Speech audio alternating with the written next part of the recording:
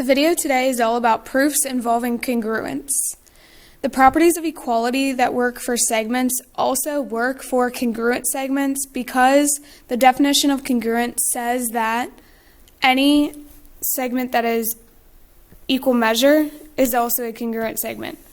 So these three properties of equality also work for congruent segments. We're going to complete example 2 together. So it says, the route for a charity fitness run is shown. Checkpoints X and Z are the midpoints between the starting line and checkpoint Y, and checkpoint Y and the finish line F, respectively. If checkpoint Y is the same distance from checkpoints X and Z, prove that the route from checkpoint Z to the finish line is congruent to the route from the start line to checkpoint X. So we need to write this down under the given information first. So the first part says that X is the midpoint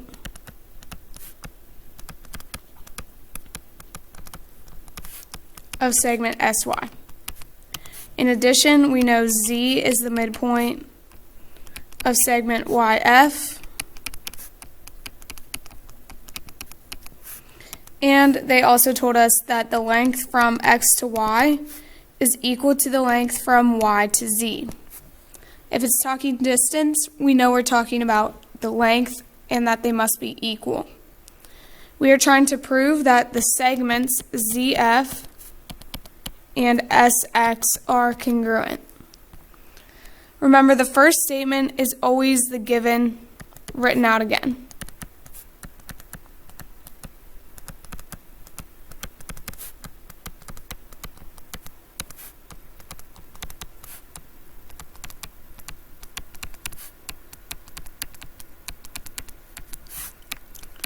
Sometimes the given is written on multiple lines, depending on when it's being used. So this piece of, let me show you an example of how that would look. This piece of information, X is the midpoint of SY and Z is the midpoint of YF, tells us that SX must be congruent to XY, and also segment YZ must be congruent to segment ZF. So let's mark that on our picture.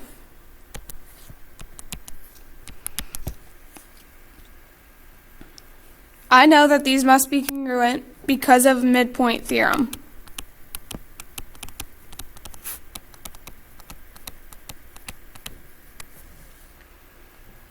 Next, I haven't used this piece of given information yet, XY equals YZ. Sometimes the given information will be split up into multiple lines. So I know XY equals YZ because it's given to me. Based on that, I know that XY, the segment, must be congruent to segment YZ. The reason is the definition of congruent segments.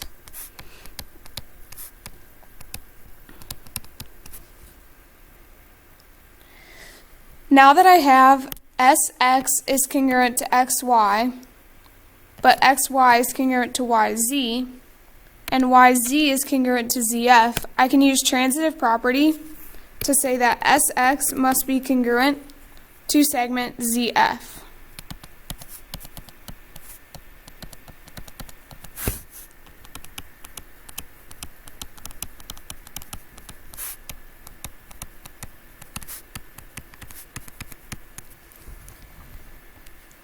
This is very close to what I want to prove, but it's just flipped around.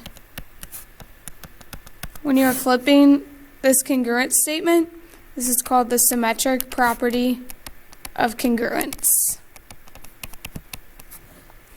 This is what we wanted. So we're finished. Remember, W5 stands for which was what we wanted. There's a practice problem on the next page for you. There's a little bit of a typo, so read this over first. And go ahead and pause the video and try to complete it on your own.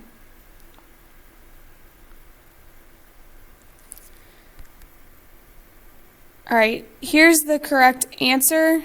I cut out 2 of the pieces of information for you. Make sure you also have the given information written up above.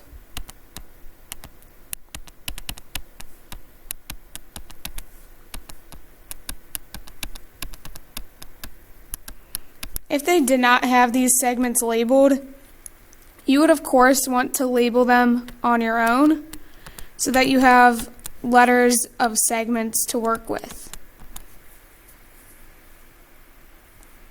Finally, I need you to complete this reflection question.